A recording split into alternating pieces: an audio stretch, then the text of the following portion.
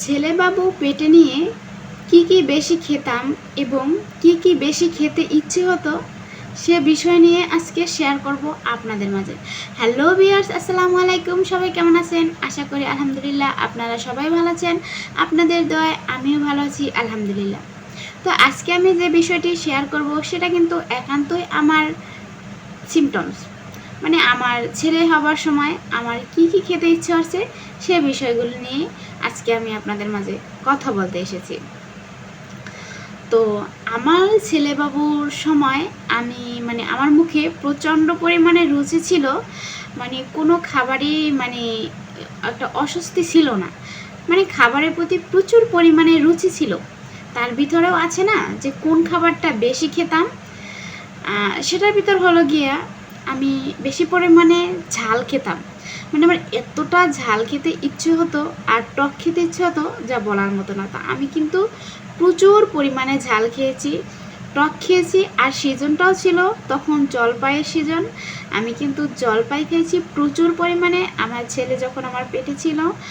আর মরিচের গুঁড়া দিয়ে খাইছি, তা আমার মুখে কোনো ঝালই মনে হতো না। এতটা পরিমাণে আমি ঝাল খেতাম যা বলার মতো না। আর এই ঝাল খাওয়ার জন্য কিন্তু আমি সবার কাছে বকাও খেতাম। তবে হ্যাঁ, অনেকের মুখেই শুনেছি যে ছেলেবাবু পেটে আসলে নাকি ঝাল খাবারটাই বেশি খায়, আর মেয়েবাবু পেটে আসলে নাকি মিষ্টি খাবারটাই বেশি খায়। তবে আমি জানি না, আমি ছেলেবাবুর সময় আমি সত্যিকারই ঝালটাই বেশি খাইছি আর টকটাই বেশি খাইছি। এই কথাটা আমার সাথে মিলে গেছে একদম। কার কার সাথে মিলছে আমি জানি না।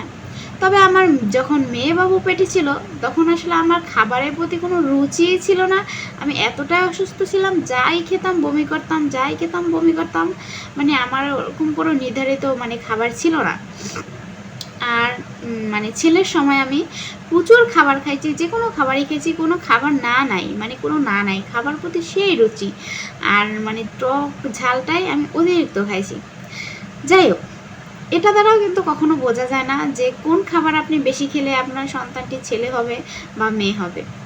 আপনি যদি সঠিকভাবে জানতে চান অবশ্যই আপনাকে আলট্রাসোনোগ্রাফি করাতে হবে, তাহলেই কিন্তু আপনি জানতে পারবেন আপনার গর্ভের সন্তানটি ছেলে নাকি মেয়ে।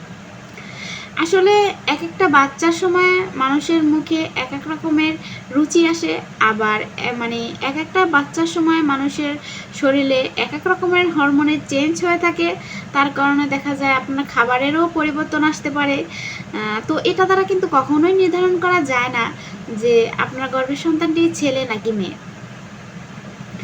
আপনার সঠিকভাবে জানতে হলে অবশ্যই আপনাকে আলট্রাসোনোগ্রাফি করাতে হবে ভালো কোনো স্থানে, এবং আপনার পর্যাপ্ত সময় অনুযায়ী, যেমন 6 মাস 7 মাসের সময় আপনার আলট্রাসোনোগ্রাফি করাতে হবে। তারপর আপনি জানতে পারবেন যে আপনার গর্ভের সন্তানটি ছেলে নাকি মেয়ে। খাবার দেখে আপনি কখনোই বলতে পারবেন না। তবে হ্যাঁ, নানি দাদিদের আমলে কিন্তু এরকমের কিছু দেখেই কিন্তু তারা এরকমের সিমটমসগুলো দেখেই কিন্তু তারা বলে দিতে পারতো। আরও বিভিন্ন ধরনের তাদের যুগে যে সিমটমস ছিল সেগুলো দেখে তারা বলে দিতে পারতো যে আসলে গর্ভের সন্তানটি ছেলে নাকি মেয়ে। তা কিন্তু 90% দেখা যায় মাঝে মধ্যে হয়ে যেত, তাদের কথা হয়ে যেত। তো ভিউয়ার্স, আমার চ্যানেলটিতে কিন্তু আমার ছেলে মেয়ে দুটো হবার সিমটমসগুলোই, আমার একান্তই নিজের ব্যক্তিগত সিমটমসগুলো আমার শেয়ার করা আছে। আপনারা চাইলে ভিডিওগুলো দেখে আসতে পারেন, প্লে লিস্ট করা আছে। আর যদি আমার ভিডিওগুলো ভালো লাগে অবশ্যই কিন্তু আমার চ্যানেলটি সাবস্ক্রাইব করে আমার সাথে থাকবেন। পরবর্তীতে আমি আপনাদের জন্য আরও বিভিন্ন ধরনের গুরুত্বপূর্ণ ভিডিও নিয়ে হাজির হব। আশা করি আপনাদের সবার কাছেই আমার ভিডিওগুলো ভালো লাগবে। ভিডিও ভালো লাগলে অবশ্যই ভিডিওতে একটি লাইক দেবেন এবং অবশ্যই কিন্তু আমার সাথে থাকবেন। আপনাদের যদি কোনো কিছু জানতে ইচ্ছা করে এই ছেলে মেয়ের বিষয় বা সিজার সি সেকশনের বিষয় বা অন্যান্য কোনো বিষয়, যে কোনো বিষয়ে হোক, যদি আপনারা জানতে চান অবশ্যই আমার কমেন্ট বক্সে কমেন্ট করবেন, আমি কিন্তু আপনাদের রিপ্লাই দিয়ে দেবো ইনশাআল্লাহ। আজকে এই পর্যন্তই। সবাই আমার জন্য দোয়া করবেন, আমার ছেলে মেয়ে দুজনের জন্য দোয়া করবেন, আমিও আপনাদের জন্য দোয়া করি। আপনারা সবাই সুস্থ থাকুন, ভালো থাকুন। আল্লাহ হাফেজ, টাটা, বাই বাই।